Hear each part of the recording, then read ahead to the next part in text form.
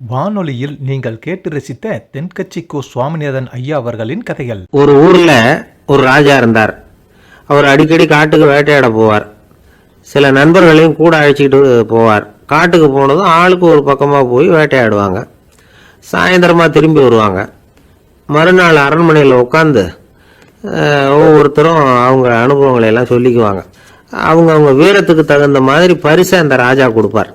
இது மாதிரி ஒரு தடவை எல்லாரும் வேட்டைக்கு போயிட்டு திரும்பி வந்ததும் உட்காந்து பேச ஆரம்பிச்சிருக்கிறாங்க. ஒருத்தன் சொன்னான், தன்னுடைய வீர செயலை பற்றி அளக்க ஆரம்பிச்சிட்டான். ஏன்னா அதுக்கு பரிசு கிடைக்க போகுதுல்ல, அதனால. அவன் என்ன சொன்னான் தெரியுமா? அரசே, நேற்றுக்கு காட்டில் என்ன ஆச்சு தெரியுமா? எனக்கு நேராக ஒரு சிங்கம் வாயை திறந்துக்கிட்டு வந்துட்டுது. நான் பயப்படவே இல்லை. உடனே ஒரு கல்லை எடுத்து குறி பார்த்து வீசினேன். சிங்கத்து வாய்க்குள்ளே போய் அந்த கல் மாட்டிக்கிட்டுது. அவ்வளவுதான். அந்த சிங்கம் என்னை பார்த்துட்டு பயந்துட்டு ஒரே ஓட்டமாக திரும்பி ஓடி போயிட்டுது அப்படின்னா. ஆஹா பலே அப்படின்னு எல்லாரும் கை தட்டினாங்க. ரெண்டாவது ஆள் ஒருத்தன் எழுந்திரிச்சான். அவன் சொல்ல ஆரம்பித்தான், அரசே, நான் போன வழியில் 2 பெரிய மலைப்பாம்பு கிடந்தது. என்னை முழுங்கிறதுக்கு வந்தது. நான் என்ன பண்ணேன் தெரியுமா? அந்த 2 பாம்போட வாலையும் ஒன்றா சேர்த்து முடிச்சு போட்டுட்டேன். அவ்வளவுதான். அது அங்கே இழுக்க இது இங்கே இழுக்க முடிச்சு நல்லா இறுகி போட்டுது அப்படின்றான். ஆஹா அற்புதம்னு சொல்லி எல்லாரும் கை தட்டினாங்களாம். அடுத்தபடியாக 3வது ஆள் ஒருத்தன் வந்தான். அவன் சொல்ல ஆரம்பித்தான், மன்னா, நான் போன பாதையில் குறுக்க ஒரு ஆறு. அதில் இறங்கி குளித்தேன். யாரோ காலை பிடிச்சி இழுக்கிறது மாதிரி இருந்தது. திரும்பி பார்த்தா ஒரு பெரிய முதலை. நான் உடனே அப்படியே ஒரு துள்ளல் துள்ளி அது முழுகில் போய் உக்காந்துக்கிட்டேன். அதை அப்படியே கரைக்கு நீந்த வச்சேன். கரைக்கு வந்து சேர்ந்ததும் அப்படியே ஒரே துள்ளி குதிச்சு கரைக்கு வந்துட்டேன் அப்படின்றான். அவன் தன்னுடைய வீரத்தை அப்படி சொல்லியிருக்கான். அடடா, எப்பேற்பட்ட வீரம் அப்படின்னு எல்லாரும் கை தட்டினாங்களாம். 4வது ஆள் எழுந்திரிச்சான். மன்னா, நான் போன இடத்துல ஒரு கரடி வந்து என்னை துரத்த ஆரம்பிச்சுட்டுது. நான் ஒரு மலை உச்சிக்கு வந்துட்டேன். அதுக்கப்புறம் ஒரு அடி எடுத்து வச்சாலும் அதில் பாதாளத்தில் விழ வேண்டியது தான். அந்த நேரம் பார்த்து ஒரு பெரிய ராட்சச கழுகு அந்த பக்கமாக பறந்து வந்தது. நான் உடனே அப்படியே உயர எழும்பி அந்த கழுகோட காலை பிடிச்சிக்கிட்டேன். அப்படியே தொங்கிக்கிட்டே வந்தேன். ஒரு நல்ல இடம் வந்ததும் தொப்புன்னு கீழே குதிச்சு நடந்து வந்துட்டேன். இதுக்கும் எல்லாரும் கை தட்டுறாங்க. கடைசியாக ஒரு ஆள் எழுந்திரிச்சான். அரசே, நான் வந்து போன வழியில் ஒரு பெரிய யானை குறுக்க வந்தது. பயங்கரமாக சத்தம் போட்டுக்கிட்டே வந்தது. நான் பயந்து ஓடலை. உடனே என்ன பண்ணேன் தெரியுமா? அந்த யானையோட வாலை பிடிச்சி தூக்கினேன். தலைக்கு மேலே தூக்கி கரன்னு சுற்றினேன். வேகமாக சுற்றி வீசி எறிஞ்சேன். அவ்வளவுதான். அதே ஸ்பீடில் அந்த யானை மேலே போக ஆரம்பிச்சுட்டுது. இன்னும் கூட அது போய்கிட்டே தான் இருக்குது, கீழே விழவே இல்லைன்னா. இதை கேட்டதும் ராஜாவுக்கு கோபம் வந்துட்டுது. என்ன முட்டாள்னு நினச்சிக்கிட்டு பேசுறியா? யானையை வந்து நீ வாழை பிடிச்சி தூக்குன, அதை நான் நம்பணுமா அப்படின்னார்.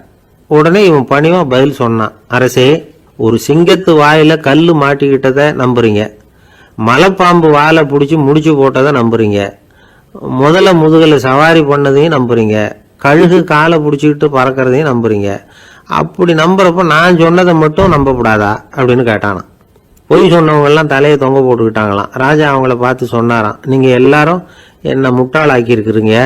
கடைசியாக பேசின இவன் தான் எனக்கு உண்மை எது பொய் எதுங்கிறத புரிய வச்சிருக்கிறான். இவன் தான் உண்மையான தைரியசாலி அப்படின்னு சொல்லி அவனுக்கே பரிசையெல்லாம் கொடுத்து பாராட்டினாராம். இப்படி ஒரு கதை.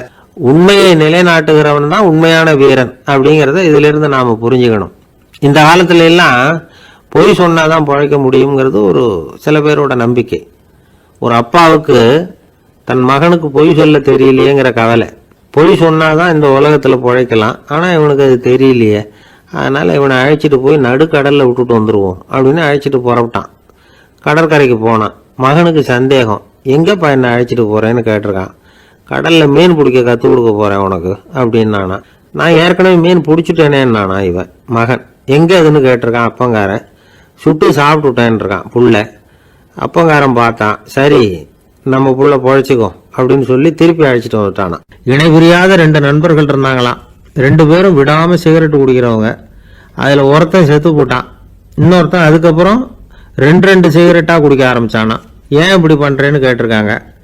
நான் ஒரு சிகரெட்டு தான் குடிக்கிறேன், செத்து போன என்னுடைய ஃப்ரெண்டு இருக்கானே செத்து போனவன், அவனுக்காக இன்னொரு சிகரெட்டு குடிக்கிறேன் அப்படின்னு நானா. இது ரொம்ப ஆபத்து, விட்டுடு அப்படின்னு சொல்லியிருக்காங்க. சரின்னு ஒத்துக்கிட்டான். ஆனால் அதுக்கப்புறமும் ஒரு சிகரெட் விதமாக குடிச்சிக்கிட்டே இருந்தான். சிகரெட் பழக்கத்தை நீ இன்னும் விடலையான்னு கேட்டாங்களாம்.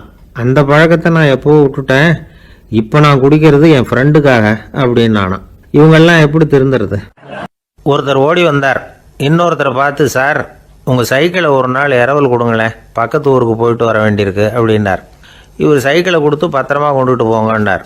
சார் இதை பத்திரமா கொண்டு போகிறேன், கவலையே வேணாம், ஏன்னா இது உங்களோட சைக்கிள் அப்படின்னு நான் நினைக்கல, என்னோட சைக்கிளாக நினைக்கிறேன் அப்படின்னார். அதுக்கப்புறம் தான் இவருக்கு உண்மையாகவே பயம் வந்துட்டுது. ஏன்னா அவர் சொன்னது மாதிரி அதை தன்னோட சைக்கிளாகவே நினச்சி தள்ளிட்டு போட்டால் என்ன பண்ணுறது? எது எதை நம்முடையதாக நினைக்கணுங்கிறதுக்கு ஒரு வரையறை இருக்குது. சில பேர் ஆஃபீஸையே வீடாக நினச்சி விட்றது உண்டு. அப்படிப்பட்டவங்க கூட வீட்டை ஆஃபீஸாக நினைக்கிறதில்ல. ஏன்னா வீட்டில் இவர் ஆஃபீஸராக நடந்துக்க முடியறதில்ல. இதெல்லாம் ஒரு பக்கம் இருக்கட்டும், இப்போ விஷயத்துக்கு வருவோம்.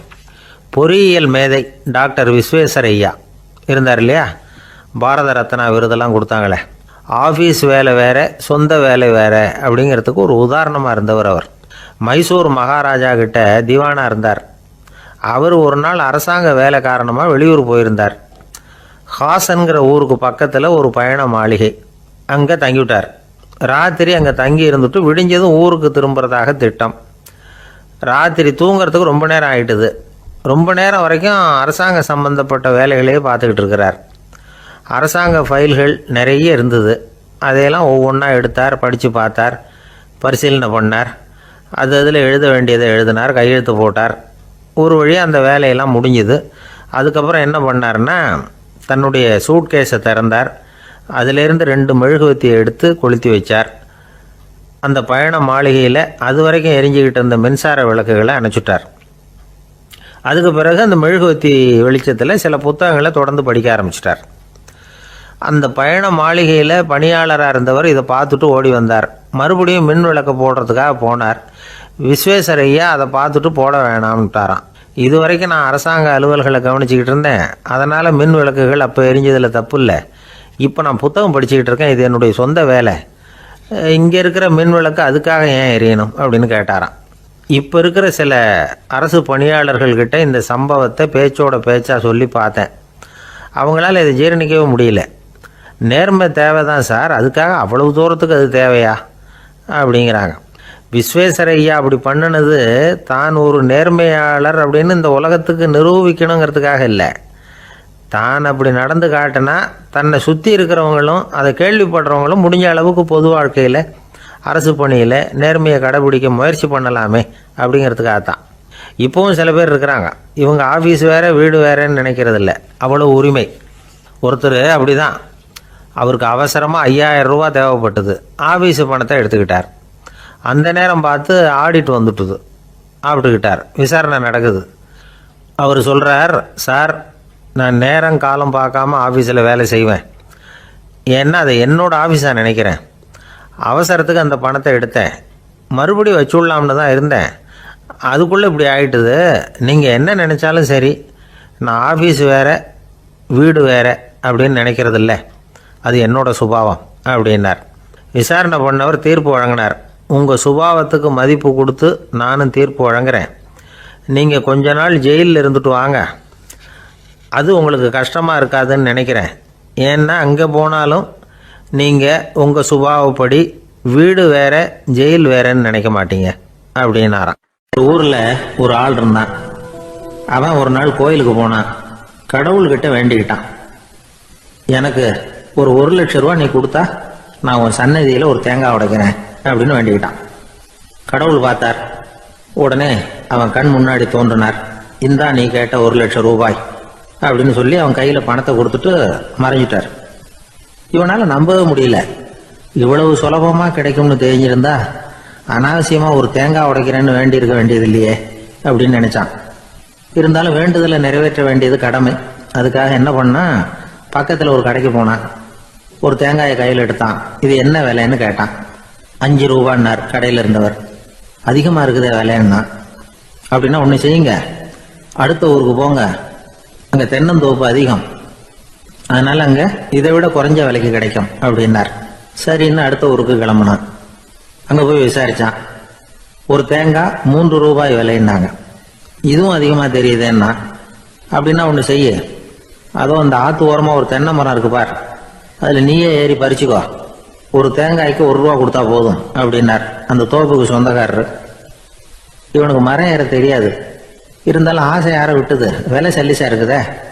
ஆற்று உரம் போனால் தட்டு தடுமாறி அந்த மரத்தில் ஏறினா அந்த தென்னை மரம் வளைஞ்சி ஆற்று பக்கம் போய் அப்புறம் நிமிர்ந்து இருந்தது. அதாவது மரத்தின் உச்சி சரியா ஆற்றுக்கு நடுவில் இருந்தது. ஆற்றுல வெள்ளம் கரபுரண்டு ஓடிக்கிட்டு இருக்கு. இவன் கடவுள் கொடுத்த 1 லட்சம் ரூபாயை மடியில் வச்சு இறுக்கி கட்டிக்கிட்டான். உச்சிக்கு போய் காய் பறிக்கிற சமயத்தில் காற்றும் மழையும் பலமாக கலந்து அடிக்க ஆரம்பிச்சுட்டுது. கால் வழுக்கி விட்டுட்டுது. இவன் சடார்னு ஒரு தென்னை மட்டையை பிடிச்சிக்கிட்டு தொங்க ஆரம்பிச்சிட்டான். கீழே பயங்கரமான வெள்ளம், மடியில் 1 லட்சம் ரூபா பணம், என்ன செய்யறதுன்னு தவிக்கிறான். இந்த சமயம் கரையில் ஒரு யானை பாகன் யானையை குளிப்பாட்டிக்கிட்டு இருக்கிறான். அது அவன் கண்ணில் பட்டுது. ஐயா ஒரு உதவின்னு கத்துனான். அவன் என்ன செய்யணும்னு கேட்டான். உன் யானையை மெதுவாக இங்கே அழைச்சிட்டு வா, எனக்கு நேராக கீழே நிறுத்து, என் காலை பிடிச்சி மெதுவாக கீழே இறக்கி விட்டுரு, என் மடியில் இருக்கிற பணத்தில் உனக்கு 10,000 ரூபா தரேன் அப்படின்னா. அவன் பார்த்தான், காலை கையை பிடிச்சா கூட எவனும் இந்த காலத்தில் 10 ரூபாய்க்கு மேலே தரமாட்டேங்கிறான், இவன் காலை பிடிச்சா 10,000 தர்றேங்கிறான் அப்படின்னு யோசனை பண்ணான். உடனே யானையை கொண்டுட்டு போனான். அவனுக்கு நேராக கீழே நிறுத்தினான். அவன் காலை பிடிச்சான். அவ்வளவுதான். அந்த நேரம் பார்த்து யானை மெதுவாக நடந்து அப்பால போட்டுது. இப்போ யானை பாகன் அவன் காலை கெட்டியாக பிடிச்சிட்டு தூங்குறான். பரிதாபமாக மேலே பார்க்குறான். அவன் மட்டையை பிடிச்சிட்டு தூங்குறான். இப்போ யானை பாகன் சொல்கிறான், தம்பி மட்டையை விட்டுறாத, கெட்டியாக பிடிச்சிக்கோ, நான் உனக்கு 10,000 ரூபா தரேன், இதோ மடியில் தான் வச்சிருக்கேன்னா. மேலே தொங்குறவனுக்கு இந்த நிலைமையிலேயும் ஒரு சந்தோஷம், மேற்கொண்டு ஒரு 10,000 ரூபா நமக்கு கிடைக்கும் போல இருக்கே அப்படின்னு. இந்த சமயத்தில் ஒருத்தன் ஒட்டகத்தை ஓட்டிட்டு வந்தான் அந்த பக்கமாக குளிப்பாட்டுறதுக்கு. யானை பாகம் பார்த்துட்டான். ஐயா ஒட்டகக்காரரே, அதை இங்கே கொண்டுட்டு வா, எங்கள் காலை பிடிச்சி பத்திரமா இறக்கி விடு, நாங்கள் பணம் கொடுக்குறோம்னா. அவனும் பணத்துக்கு ஆசைப்பட்டு வந்தான். அவன் காலை பிடிக்கிற சமயம் ஒட்டகமும் நழுவி போட்டுது. இப்போ 3 பேருமே வரிசையாக தொங்குறாங்க. ஒட்டகக்காரன் கத்துறான், தம்பி மட்டையை விட்டுறாத, கெட்டியாக பிடிச்சிக்கோ, நான் என் மடியில் இருக்கிற 5,000 உனக்கு தந்துடுறேன்னா. மேலே தொங்குறவனுக்கு இன்னமும் சந்தோஷம், இவனும் பணம் தர்றேங்கிறான் அப்படின்னா இன்னைக்கு நமக்கு மொத்த பண வரவு எவ்வளவு அப்படின்னு ஒவ்வொன்றா கூட்டி பார்க்க ஆரம்பிச்சான். மனக்கணக்கு சரியா வரல, அதனால அப்படியே விரல விட்டு எண்ண ஆரம்பிச்சான். அவ்வளவுதான், மட்டையை விட்டுட்டு கை நழுவி வந்துட்டுது. 3 பேரும் பொத்துன்னு ஆத்துல விழுந்தாங்க. படாத பாடுபட்டு தட்டு தடுமாறி கரைக்கு வந்து சேர்ந்தாங்க. 3 பேர் மடியில் இருந்த பணமும் ஆத்தோட போட்டுது. பேராசை பெருநஷ்டம் அப்படின்னு ஒரு பழமொழி இருக்குல்ல, அதை விளக்கறதுக்காக சொல்லப்பட்ட கதை இது. ஒரு நாள் ஒரு தகப்பனார் தன்னுடைய பிள்ளைய அழைச்சிட்டு வந்தார். சார், இவன் சரியா படிக்க மாட்டேங்கிறான், பெரியவங்களை மதிக்க மாட்டேங்கிறான், நீங்க கொஞ்ச நாள் இவனுக்கு குருவா இருந்து நல்ல விஷயங்களை சொல்லி கொடுத்தா தேவையில்லைன்னார். பெரியவங்களையும் மதிக்காதவன் எப்படி என்ன மதிக்க போறான் அப்படிங்கிறது நமக்கு யோசனை வரும் இல்லையா. வேணாங்க, என்னை விட்டுருங்க அப்படின்னோம். அவர் விட மாட்டேன்னு விட்டார். இல்லைன்னா அவரே சிஷ்யன் ஆகிடுவார் போல இருந்தது. சரி, வேற வழி இல்லாமல் அந்த பையனையே என்னுடைய சீடனை ஏற்றுக்கிட்டு உபதேசமெல்லாம் பண்ண ஆரம்பித்தோம். அதாவது குரு பக்தின்னா அது எப்படி இருக்கணுங்கிறத பற்றி சொல்லி கொடுத்தோம் அவனுக்கு. சதமகர் அப்படின்னு ஒரு குரு இருந்தார். அவருக்கு ஒரு சீடர். அவன் பேர் துளசி சைதன்யன், நைஷ்டிக பிரம்மச்சாரி. தன்னுடைய குருவுக்கு எந்த நேரத்தில் எது தேவைங்கிறத புரிஞ்சுக்கிட்டு சேவை செய்கிறவன். ஆனால் இவனை பற்றி மற்ற சீடர்களுக்கு பொறாமை வந்துட்டுது. இவன் மட்டும் இப்படி இருக்கானேன்னு உடனே குரு கிட்ட போய் கோல் மூட்டினாங்க. அவன் சரியில்லை, அவன் நடந்துக்கிறது சரியில்லை, அப்படி இப்படின்னு எதையாவது சொல்லி. இருந்தாலும் இதையெல்லாம் அந்த குரு நம்பலை. அவருக்கு தெரியும் யார் யார் எப்படின்னு. துளசி சைதன்யன் பெருமையை மற்ற சீடர்களுக்கு உணர்த்தணும் அப்படின்னு நினைச்சார். அதுக்கு ஒரு வழி பண்ணார். ஒரு நாள் சீடர்களை எல்லாம் கூப்பிட்டுக்கிட்டு ஒரு காட்டு வழியாக போய்கிட்டு இருந்தார். அங்கே ஒரு பெரிய மலை அருவி கொட்டிக்கிட்டு இருந்தது. குரு சீடர்கள் பக்கம் திரும்பினார். இந்த மலையின் மேலே இருந்து அந்த படுபாதாளத்தில் குதிக்கிறதுக்கு உங்களில் யார் தயார் அப்படின்னு கேட்டார். ஒரு சீடனும் ஆய திறக்கலை, ஒதுங்கி நின்றுக்கிட்டாங்க. பின்னாடி மூட்டை முடிச்சோடு வந்துக்கிட்டு இருந்தான் துளசி சைதன்யன். அவனை பார்த்தார். தப்பாருப்பா, நீ மேலே இருந்து அந்த அருவியில் குதி அப்படின்னார். அப்படியே செய்கிறேன் சுவாமின்னா ஓடி போய் பொத்துன்னு குதிச்சுட்டான். அடுத்த கணமே குருநாதர் தன்னுடைய யோக சக்தியால் பறந்து போய் அவன் கீழே விழுந்துடாமல் தாங்கி பிடிச்சி கொண்டுகிட்டு வந்துட்டார். மற்ற சீடர்களுக்கெல்லாம் ஒரு மாதிரி ஆயிட்டுது. அடுத்தபடியாக என்ன பண்ணலாம்னு யோசிச்சாங்க இவனை மாட்டி விடுறதுக்கு. ஒரு நாள் வெத்தலை அடிக்கிற ஒரு சின்ன உரலையும் உலக்கையையும் எடுத்து ஒளிய வச்சுட்டாங்க. சதமகர் சன்னியாசி இல்லை, அவர் வெத்தலை போடுவார். பல்லு சரியில்லை, அதனால் இடித்து தான் வெத்தலையை போடணும். திடீர்னு வெத்தலை பாக்கு கேட்டார். வழக்கமாக உரலில் இடித்து தர்றது தான் துளசியின் பழக்கம். உரலை தேடினா கிடைக்கல, என்ன பண்ணுறது? குரு கேட்டுவிட்டாரே, குரு சேவை தானே முக்கியம். என்ன பண்ணா, வெத்தலை பாக்க தன்னுடைய வாயில் போட்டு முன்னும் அதை எடுத்து அவர்கிட்ட கொடுத்துட்டான். குரு எதையோ படிச்சுக்கிட்டே அதை வாங்கி வாயில் போட்டுக்கிட்டார். துளசி, இன்னைக்கு தாம்பூலம் வந்து நல்லா இடிக்கப்பட்டிருக்கு, ருசியாக வேற இருக்கு, அதை இடித்த பாத்திரத்தை என் கண்ணால் பார்க்கணும்னு ஆசையாக இருக்குன்னு விட்டார். அதை மட்டும் அனுப்பி போய் நீ வர வேண்டான்னு வேற சொல்லிவிட்டார். இதை கேட்டதும் துளசி தவிச்சு போயிட்டான். இவன் போகாமல் எப்படி வாயை மட்டும் அனுப்பி வைக்க முடியும்? இவன் தவிக்கிறத பார்த்ததும் மற்ற சீடர்களுக்கெல்லாம் மனசுக்குள்ளே ரொம்ப சந்தோஷம். துளசி கொஞ்சமும் யோசிக்கல, வாழை எடுத்தான், தன்னுடைய தலையவே அப்படியே அறுத்து வெட்டி எடுத்தான். இன்னொரு சீடங்கிட்ட கொடுத்துட்டான், எடுத்துகிட்டு போன்னு சொல்லி கொண்டுட்டு போய் குரு முன்னாடி வைக்கிறாங்க. அந்த தலையில் வாய் திறந்துருக்கு, வெத்தலை போட்டு முன்னு இருந்தது, தெரிஞ்சு போச்சு, சிவப்பாக இருந்தது. அவனுடைய குரு பக்தியை இப்போ எல்லாரும் ஒத்துக்கிட்டாங்க. அதுக்கப்புறம் குரு சதமகர் தன்னுடைய அற்புத திறமையினால அந்த தலையை மறுபடியும் ஒட்ட வச்சுட்டார். துளசிக்கு உயிர் வந்துட்டுது. இப்படி ஒரு பெரிய கதை உண்டு. அதாவது துளசி சைதன்யன் அவனுடைய குரு பக்தி எப்படி அப்படின்னு கேட்டோம். ரொம்ப அபாரம் அப்படின்னு அந்த பையன் அடக்கமா, சும்மா விளையாட்டுக்காக தான் அப்படி அவங்ககிட்ட கேட்டோம். ஏன்பா உன்னுடைய குரு பக்தியை என்கிட்ட காட்டுறதுக்கு உன்னோட கழுத்தை நீயே அறுக்கணும்னு நான் சொன்னா அதை நீ செய்வியா அப்படின்னு கேட்டோம். என்னுடைய கழுத்தை வந்து நானே அறுக்க வேண்டிய அவசியம் இல்லை சார் அப்படின்னா அவன். ஏண்டான்னு, அதே காரியத்தை தான் இனிமேல் நீங்கள் தினமும் செய்ய போறீங்களே சார் அப்படிங்கிறான். ஒரு ரயில் வேகமாக போயிட்டு இருக்கு. அது ஒரு ரயில்வே ஸ்டேஷனில் கொஞ்ச நேரம் நின்றுது. அப்போ அதில் ஒரு ஆள் ஏறினார். தலையில் ஒரு மூட்டையை வச்சுருந்தார். மூட்டையை தலையில் சுமந்துக்கிட்டே உள்ளே வந்தார். மூட்டையை தலையில் சுமந்துக்கிட்டே ஒரு இடத்துல உட்கார்ந்தார். ரயில் மறுபடியும் புறப்பட்டது. இவர் தன் தலையில் இருந்த மூட்டையை கீழே இறக்கி வைக்கணும்ல, வைக்கல, சுமந்துக்கிட்டே வர்றார். எதிரில் உட்காந்துருந்தவர் கேட்டார், ஏங்க ஏன் இப்படியே உட்காந்துருக்குறீங்க தலையில் மூட்டையை வச்சுக்கிட்டு, மூட்டையை கீழே இறக்கி வைக்கலாமே அப்படின்னார். வேணாங்க, பாவம், தலையில் இருக்கிற மூட்டையை இறக்கி ரயிலில் வச்சா ரயிலுக்கு பாரம் அதிகமாக இருக்கும் அப்படின்னார் அவர். இப்படி ஒரு ஆளை பார்த்தா நமக்கு சிரிப்பு தான் வரும். ஏன்னா ரயிலுங்கிறது அந்த மூட்டையையும் சேர்த்து சுமந்துக்கிட்டு தான் போகுது. அவன் அந்த மூட்டையை தலையில் வச்சிருந்தாலும் ஒன்று தான், தரையில் வச்சிருந்தாலும் ஒன்று தான். அதனால ரயிலுக்கு எந்த மாற்றமும் ஏற்பட போறதில்லை. அதே மாதிரி தான் நம்ம மனமும். இதுவும் ஒரு தேவையில்லாத சுமை, அனாவசியமாக சுமந்துக்கிட்டு இருக்கிறோம். இதை கீழே இறக்கி வச்சுட்டா வாழ்க்கை பிரயாணம் சுகமாக இருக்கும். ரயில் பிரயாணம் பண்ணுற அந்த ஆள் மூட்டையை சுமக்கிறான், வாழ்க்கை பிரயாணம் பண்ணுற நாம மனசை சுமக்கிறோம். இது ரெண்டுக்கும் எந்த வித்தியாசமும் இல்லை. மனசை கீழே இறக்கி வச்சுட்டா பாரம் இல்லாமல் வாழலாம், பறவைகள் மாதிரி பறக்கலாம், குழந்தைகள் மாதிரி கள்ளங்கபடம் இல்லாமல் வாழலாம். இந்த வெளி உலகத்தில் நாம் நிலை பெற்று இருக்கணும், வேரூன்றி இருக்கணும். அதே சமயம் நம்முடைய உள்வெளியில் ஆன்மீக வாழ்க்கையில் பாரம் இல்லாமல் இருக்கணும். அப்போ பறக்கணும், நதியை போல ஓடணும், மிதக்கணும். பயணம் சுகமாக இருக்கும், களைப்பு தெரியாது, கவலை தெரியாது. ஒரு சீடன் போதி தர்மரை நாடி வந்தான். குருவே, நீங்கள் என்ன வெறுமையாக இருக்க சொன்னீங்க, நான் இப்போ மறுபடியும் வெறுமையானவன் ஆகிட்டேன், அதனால் இப்போ என்ன செய்ய சொல்கிறீங்க என்ன அப்படின்னு சொல்லி நின்னான். உடனே அந்த குரு பக்கத்தில் இருந்த ஒரு குச்சியை எடுத்து அவன் தலையில் அடித்து, போய் அந்த வெற்றுத்தன்மையையும் வீசி எறிந்து விட்டு வா அப்படின்னார். நான் இப்போ காலியாக இருக்கிறேன்னு ஒருத்தன் சொல்கிறான்னு வச்சுக்கோங்க, அது உண்மை இல்லை. ஏன்னா இன்னமும் அதில் நான்கிற எண்ணம் இருக்குது. எந்த சிந்தனையும் இல்லாமல் இருக்கிறது கடினம்தான். ஆனாலும் மனிதன் அதில் உள்ள நுட்பத்தை புரிஞ்சுக்கிட்டான்னா இவ்வளவு தூரம் தூக்கி சுமந்துக்கிட்டு வந்த அந்த மனதின் முட்டாள்தனத்தை அவனே பார்த்துட்டு சிரிப்பான். இதுதான் பெரியவங்க சொல்லியிருக்கிற ஆலோசனை. நம்மால் ஒருத்தன் தலையில் ஒரு பெரிய மூங்கில் கூடையோட ரயிலில் உட்கார்ந்தான். கூடை தலையில் இருந்தது, கீழே இறக்கி வைக்கல. எதிரில் இருந்தவர் கேட்டார், ஏங்க எதுக்காக அதை அனாவசியமாக சுமந்துக்கிட்டே இருக்கீங்க, கீழே இறக்கி வைங்களேன்னார். இல்லைங்க, நான் வீட்டை விட்டு புறப்படும் பொழுதே என் பையன் சொல்லிவிட்டான், கூடைய தலையை விட்டு இறக்கக்கூடாதுன்னு அப்படின்னார். அவன் சின்ன பையன், விவரம் இல்லாமல் சொல்லியிருப்பான்.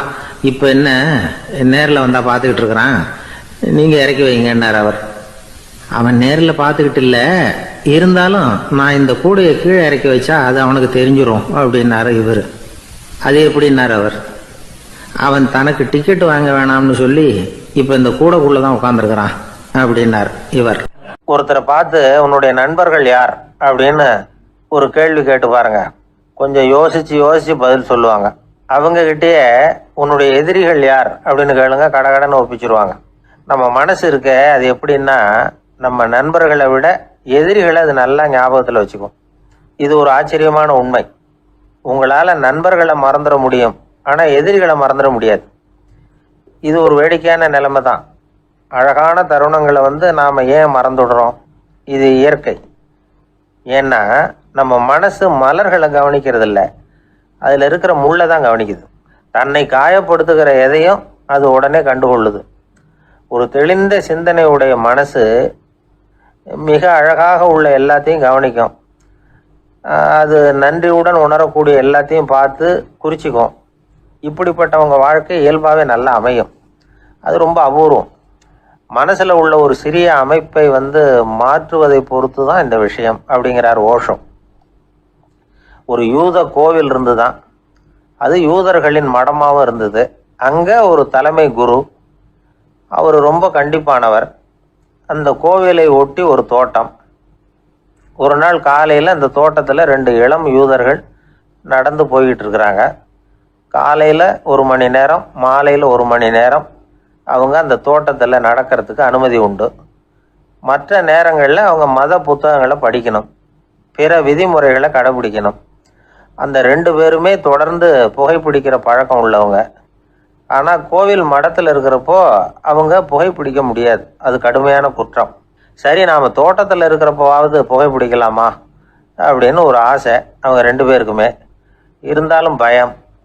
இப்படி கேட்டால் மதகுரு என்ன சொல்லுவாரோ அல்லது என்ன செய்வாரோங்கிற பயம். இப்படியே கொஞ்ச நாள் ஆச்சு. ஒரு நாள் அந்த 2 பேரில் ஒருத்தன் ரொம்ப கலங்கி போய் அந்த கோவிலில் இருந்து வெளியில் வந்துக்கிட்டு இருந்தான். வந்தவன் நேராக தோட்டத்து பக்கம் போனான். அங்கே இன்னொருத்தன் ஆனந்தமாக புகை பிடிச்சிக்கிட்டு இருக்கிறான். அதை பார்த்து தான் இவனுக்கு அதிர்ச்சி. அட கடவுளே, என்ன இது, நீ கேட்காமலே ஆரம்பிச்சிட்டியா அப்படின்னா. இல்லை இல்லை, நான் கேட்டுவிட்டு தான் ஆரம்பிச்சிருக்கேன்னா அவன். அப்படியா, என்ன மனுஷன் இவர், நானும் தான் கேட்டேன், என்னை கண்ணாமுன்னான்னு திட்டி விட்டார். இது என்ன கோவிலா இல்லை நரகமா? உனக்கு புகை பிடிக்கணும்னு ஆசையாக இருந்தால் நரகத்துக்கு போகணும்னு சொல்லிவிட்டார். அது சரி, உன்னை மட்டும் எப்படி அனுமதிச்சார் அப்படின்னு கேட்டான் இவன். அவன் சிரிச்சுக்கிட்டே, நீ எப்படி கேட்ட சொல்லு அப்படின்னா. நாம் இந்த தோட்டத்துக்கு வர அனுமதிக்கப்பட்டிருக்கிறதே ஜபத்துக்காகத்தானே, அதனால் நான் ஜபம் சொல்லும் பொழுது புகை பிடிக்கலாமா அப்படின்னு கேட்டேன். அதுக்கு தான் அவர் சத்தம் போட்டு என்னை அடிக்கவே வந்துட்டார் அப்படின்னா இவன். நீ ஒரு மாதிரியாக கேட்டிருக்க, நான் வேற மாதிரியாக கேட்டிருக்கிறேன். ஜெபம் சொல்லும்போது புகை பிடிக்கலாமான்னு நீ கேட்டிருக்க. ஐயா, புகை பிடிக்கும் பொழுது ஜபிக்கலாமா அப்படின்னு நான் கேட்டேன். அதில் தப்பு ஒன்றும் இல்லை அப்படின்னு பதில் சொல்லிட்டார் அப்படின்னா. ஒரு சிறிய மாற்றம்தான் அது மிகப்பெரிய மாறுதலை ஏற்படுத்தி விட்டது. மனசு நல்ல விதமாக சிந்திக்க ஆரம்பிச்சுட்டுதுன்னா மகிழ்ச்சிக்கு பஞ்சம் இல்லை. ஒரு கஞ்சன் ஆற்றுல விழுந்துட்டான், வெள்ளத்தில் தத்தளிச்சுக்கிட்டு இருக்கிறான். கரையில் நின்ன ஒருத்தர், உன் கையை கொண்டா இப்படி பிடிச்சி இழுத்து கரையில் சேர்த்து விடுறேன்னார். எதையும் கொடுத்து பழக்கம் இல்லாத அவன் கையையும் கொடுக்க மாட்டேன்னுட்டான். இவர் பார்த்தார், உன் கையை கொடுன்னு சொல்கிறதுக்கு பதிலாக நான் என் கையை கொடுக்குறேன் பிடிச்சிக்கோ அப்படின்னார். அவன் கப்புன்னு பிடிச்சிக்கிட்டான், இழுத்து கரையில் போட்டார். இந்த உலகமே ஒரு நாடக மேடை, நாம் எல்லாரும் நடிகர்கள். இது ஞானிகள் சொல்கிறது. இது ஒரு பக்கம் இருக்கட்டும். இந்த உலகத்துக்குள்ளே எத்தனையோ நாடக மேடைகள், எத்தனையோ நடிகர்கள், எத்தனையோ நாடகங்கள். இதெல்லாம் எப்படி ஆரம்பமாச்சு? அதுதான் இன்றைக்கி தகவல். அதாவது ஆதி மனிதன் பேச ஆரம்பிக்கிறதுக்கு முன்னாடி சைகையாலேயே எல்லாத்தையும் சொல்லிக்கிட்டு இருந்தான். அதனால் அப்போவே நடிப்பு ஆரம்பமாயிட்டுது. முதல்ல ஒரு வேட்டையைத்தான் அவன் நடித்து காட்டியிருப்பான். இவன் எப்படி போனான், எதிரில் மிருகம் எப்படி வந்தது, அதோட எப்படி சண்டை போட்டான், எப்படி அடித்து கொண்டுகிட்டு வந்தான். இதை அப்படியே மற்றவங்களுக்கு நடித்து காட்டியிருப்பான். ஏன்னா மொழி கிடையாது. இந்த காலத்துலலாம் நாடகங்களில் நடிக்கிறவங்கள நடிகர்கள்ங்கிறோம். ஒரு காலத்தில் இவங்களுக்கு என்ன பேர் தெரியுமா? திஸ்பியர்கள் அப்படின்னு பேராம். இதுக்கு காரணம் உண்டு. அதாவது 2000 வருஷத்துக்கு முன்னாடி கிரீஸ் நாட்டில் திசிபியஸ் அப்படின்னு ஒரு ஆள் இருந்தான். அவன் ஒரு பெரிய நாடக கலைஞன். அவன் சில இளைஞர்களை சேர்த்துக்கிட்டான், பயிற்சி கொடுத்தான், நாடக குழுவை உருவாக்கினான்.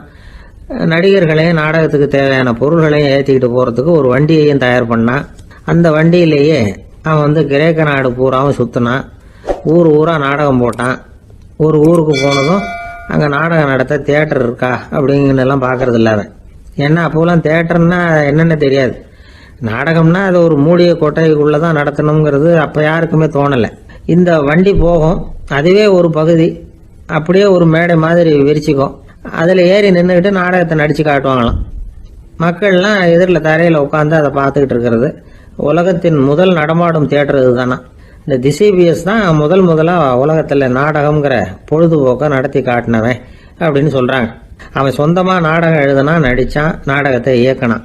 அதனால தான் அவனை first man of the theatre அப்படின்னு சொல்லுவாங்க. அவன் தான் நாடக மேடையின் முன்னோடி. கிரேக்கர் காலத்திலேயே நாடக ஆசிரியர்கள், நடிகர்கள், ரசிகர்கள் இவங்கெல்லாம் உருவாயிட்டாங்களாம். நாடகத்தின் சரித்திரத்தில் இந்த 3 பிரிவும் ரொம்ப முக்கியம். அதாவது கிரேக்க தியேட்டர்கள்லாம் திறந்த வெளி மேடைகள் தான்.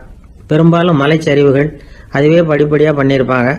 கீழே அரைவட்ட வடிவில் மேடை, அதுக்கு ஆர்கெஸ்ட்ரான்னு பேர்.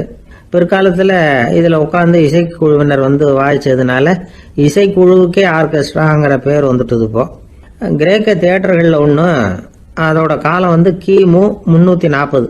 அதை இன்னமும் பாதுகாத்து வச்சிருக்கிறாங்களாம். எபிடாரஸ் அப்படிங்கிற இடத்துல அது இருக்குதான்.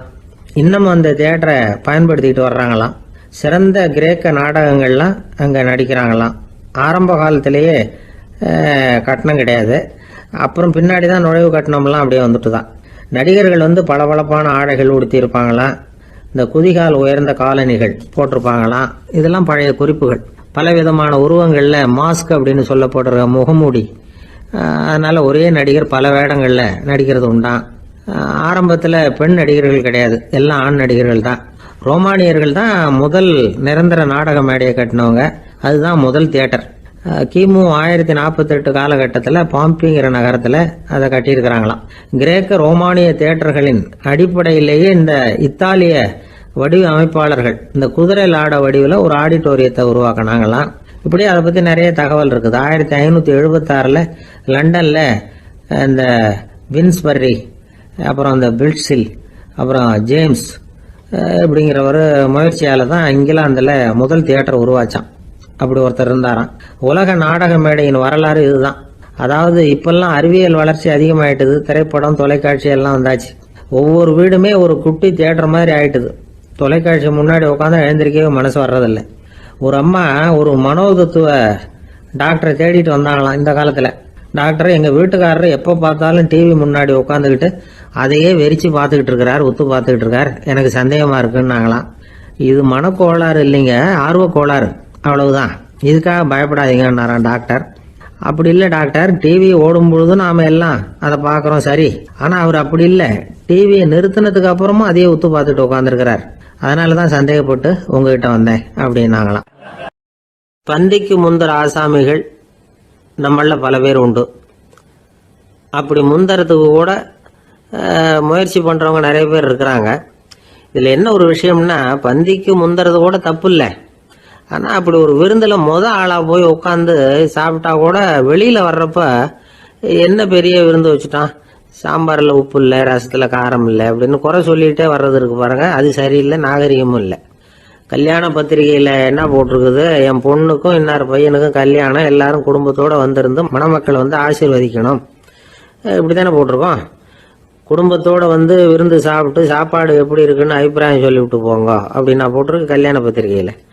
ஒருத்தர் வீட்டு விசேஷத்துக்கு போயிருக்கோம்னா எவ்வளவோ அசௌகரியங்கள் நமக்கு ஏற்படலாம். ஏராளமான கூட்டம் வந்திருக்கும். எல்லாரையும் அவங்க தனித்தனியாக கவனிச்சுக்கிட்டு இருக்க முடியாது. நாம தான் அனுசரித்து நடந்துக்கணும். நாமளா போய் வாழ்த்த வேண்டியவங்களை வாழ்த்தி விட்டு சேரணும். அதை விட்டுட்டு பத்திரிக்கை கொடுத்தானேன்னு போனேன், கவனிப்பே சரியில்லை அப்படின்னு புலம்பிக்கிட்டு இருக்கக்கூடாது. ஒரு விருந்துக்கு போனால் அங்கே எப்படி நடந்துக்கணும் அப்படிங்கிறத பற்றி கூட அனுபவசாலிகள் சில விவரங்கள்லாம் சொல்லியிருக்கிறாங்க. இந்த காலத்தில் கல்யாணம், பிறந்த நாள், அது இதுன்னு நிறைய விருந்துகள் நடக்குது. அதெல்லாம் எதுக்காக? மனித உறவுகளை வளர்த்துக்கிறதுக்காக தான், வேற எதுக்கு? ஒரு விருந்துக்கு போனால் அமைதியாக பொறுமையாக போய் உட்காரணும். அடித்து பிடிச்சிக்கிட்டு இடத்த பிடிக்க போகிறேன் அப்படின்னு நிற்கக்கூடாது. முதல் பந்தி நடந்துக்கிட்டு இருந்தால் அது முடிஞ்சு இலை எடுத்து சுத்தம் பண்ணதுக்கு அப்புறம் போய் உட்கார்றது தான் நாகரீகம். இலை எடுக்கிறதுக்கு முன்னாடியே அங்கே போய் உட்காந்தா நல்லா இருக்காது. நீங்கள் சாப்பிட்டுட்டு உட்காந்துருக்கீங்களா, சாப்பிட்றதுக்கு உட்காந்துருக்கீங்களா, பார்க்குறவங்களுக்கு சந்தேகம் வந்துடும். அதே மாதிரி இலையில எல்லா ஐட்டமும் பரிமாறினதுக்கு அப்புறம் சாப்பிட ஆரம்பிக்கணும். ஒவ்வொரு ஐட்டமாக வைக்க வைக்க நாம் பாட்டுக்கு எடுத்து உள்ளே தள்ளிகிட்டே இருந்தோம்னா எதை வச்சோம் எதை வைக்கலன்னு பரிமாறினவரே குழம்பி போயிடுவார். ஏன்னா எப்போ பார்த்தாலும் இலை காலியாகவே இருக்கும். சாப்பிட்றப்போ உங்கள் சாப்பாட்டையே நீங்கள் கவனிக்கணும். அடுத்தவங்க இலையில என்ன இருக்குது, பக்கத்தில் இருக்கிறவர் எதை அதிகமாக சாப்பிட்றார், இதெல்லாம் நமக்கு என்னத்துக்கு? எல்லாரும் சாப்பிட்டு முடிக்கிற வரைக்கும் பொறுமையாக இருக்கிறது தான் நல்லது. நீங்கள் மட்டும் திடீர்னு பாதியில் எழுந்திரிச்சு பக்கத்தில் இருக்கிறவங்களுக்கு சங்கடமாக இருக்குமேங்கிறதெல்லாம் யோசிக்காமல் நீங்கள் பாட்டு எழுந்திரிச்சு போகக்கூடாது. பக்கத்தில் உள்ளவங்க உங்களை எழுந்திரிக்க சொன்னால் எழுந்திரிச்சு போகலாம். விருந்துகளில் சாப்பாட்டை வீணாக்கிறதே ஒரு நாகரிகமாக போட்டுது இந்த காலத்தில். சாப்பாட்டுக்கே கஷ்டப்பட்டுக்கிட்டு பல பேர் இந்த உலகத்தில் இருக்கிறப்போ சாப்பாட்டை வீணாக்கிறது எவ்வளோ பெரிய மோசங்கிறத நினச்சி பார்க்கணும். வேணுங்கிற அளவுக்கு கேட்டு வாங்கி சாப்பிட்றது தான் முறை. விருந்தில் இந்த பஃபே அப்படின்னு சொல்லி ஒரு முறை சொல்கிறாங்கல்ல, அதாவது உணவு வகைகளையெல்லாம் பொதுவாக ஒரு இடத்துல வச்சுடுறது, நமக்கு தேவையானதை நாமே எடுத்துட்டு ஒரு தட்டில் போட்டுக்கிட்டு சாப்பிட வேண்டியது. இதில் கூட சில பேர் தேவைக்கு அதிகமாக எடுத்து போட்டுக்கிட்டு வீணாக்குறாங்க. சில சமயம் கடைசியாக சாப்பிட போகிறவங்களுக்கு எல்லா ஐட்டமும் கிடைக்காம போகலாம். அதை போய் பெருசு பண்ணிகிட்டு இருக்கக்கூடாது. என்ன சார் இந்த அளவுக்கு கூடவா நாகரிகம் தெரியாமல் இருக்கிறோம், இதை போய் பெருசாக சொல்ல வந்துட்டீங்களே அப்படின்னு நினைக்கலாம். ஒருத்தர் 2 பேருக்கு இந்த விவரம் தேவைப்படலாம். அவங்க காதலையும் இது விழட்டுமேங்கிறதுக்காக தான் இது. ஒரு பெரிய கல்யாண விருந்து நடந்துக்கிட்டு இருந்தது. விருந்து மண்டபத்து வாசலில் ஒருத்தர் நின்றுக்கிட்டு வர்றவங்களையெல்லாம் ரொம்ப மரியாதையாக வணங்கி உள்ளே அனுப்பி வச்சுக்கிட்டு இருந்தார். எப்படி தெரியுமா? வர்றவங்க கையெல்லாம் பிடிச்சி முத்தம் கொடுத்து அதுக்கப்புறம் உள்ளே அனுப்பி வச்சுக்கிட்டு இருந்தாராம். கூட்டம்லாம் முடிஞ்சதுக்கப்புறம் அவர்கிட்ட போய் கேட்டிருக்கிறாங்க, சார் நானும் எவ்வளவோ விருந்துகளுக்கு போயிருக்கிறேன், இருந்தாலும் இவ்வளவு மரியாதையாக வர்றவங்க கைக்கெல்லாம் முத்தம் கொடுத்து வரவேற்கிறத இங்கே தான் பார்க்குறேன் அப்படின்னு சொன்னாங்க. அதுக்கு அவர் சொன்னார், அட போங்க சார், நான் முத்தம் கொடுக்கல, முந்தின பந்திக்கு சாப்பிட்டவங்களே அடுத்த பந்திக்கும் வர்றாங்களான்னு மோந்து பார்த்து அனுப்பி வச்சுக்கிட்டு இருந்தேன் அப்படின்னார்.